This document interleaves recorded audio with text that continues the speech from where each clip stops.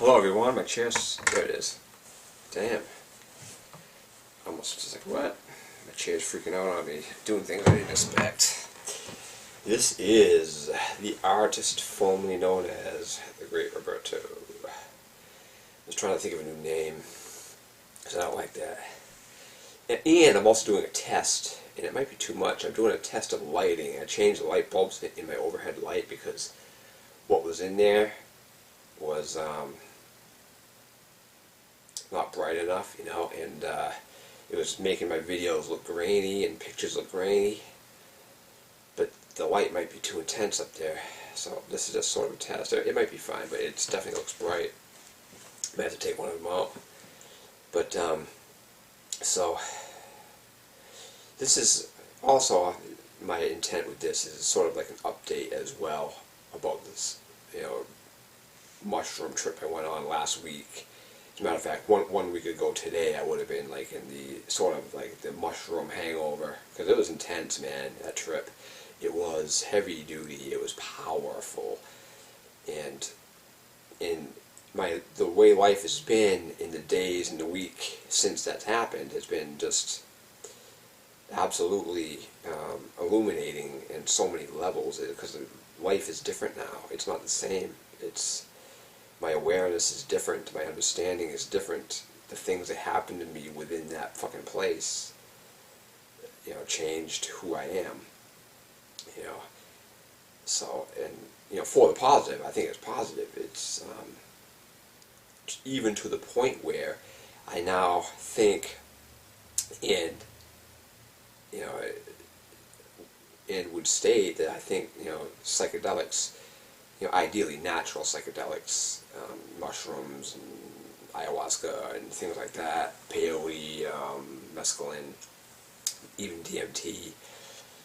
Actually, especially DMT. I've never tried that yet, but I want to, because it's supposed to be the most potent psychedelic experience that you could have on this earth. And I've heard it said that it takes you to a different place. I mean, physically, I mean, it takes you to a different dimension, you know, completely. Where mushrooms, you still have a hand in this world, sort of. You know, they say the fucking DMT trip, if you break through, takes you to a different world completely. You're gone from here, you know, consciously you're gone, you know. So, and the things people say and the intensity of it is something to be experienced. And, you know, it really, you know, at least as far as my trip goes with the mushrooms, you know, it really is powerful, and it was powerful. It, you know, showed me things, it told me things, it, you know, shined a light on who I am in a clearer level. I was like, wow, and everything's been different after that. My reaction to things has been different. The natural relaxation that I have when I move through the world is different. I mean, my response to stressful situations is different, you know. And the cornerstone, and I believe psychedelics could be a cornerstone to that inner journey of discovery. You know, you have, you know, daily seated mindfulness meditation is, you know, what I call the root of power. And that is the root of power, and I believe it is, because it's sort of like, it works with everything, you know. It's like,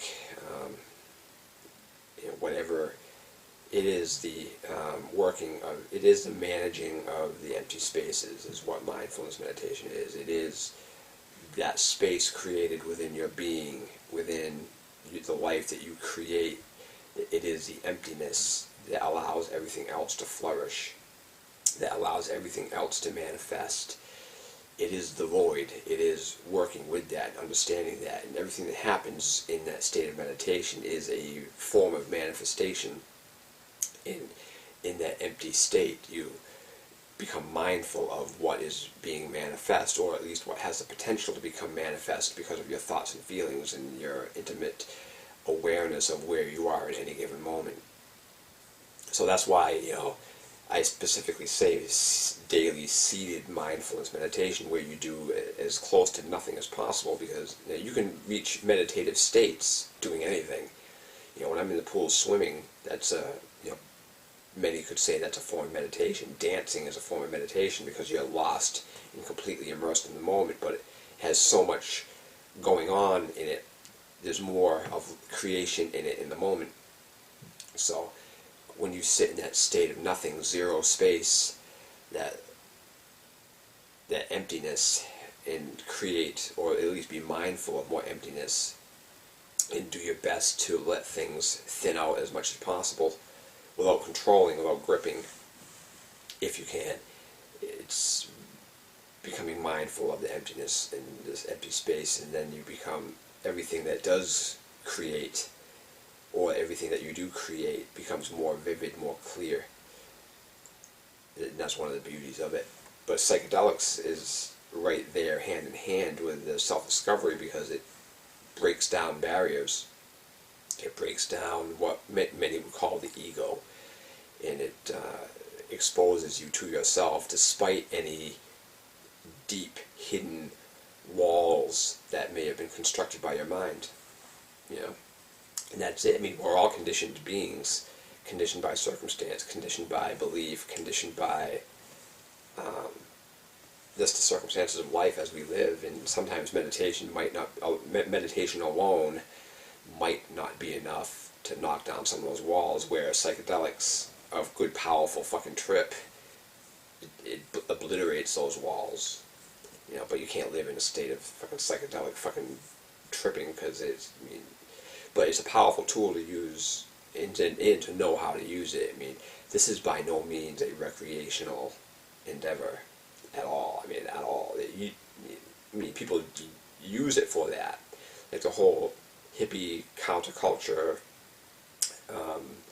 episode of the 60s was an example of people abusing psychedelics, because LSD was just becoming popular, and these hippies were taking all this shit and going crazy, and they just didn't have the discipline, the self-discipline needed to handle shit like that. That's why the whole movement, if you want to call it that, imploded, and people started to go crazy, and people started to fucking fall apart, because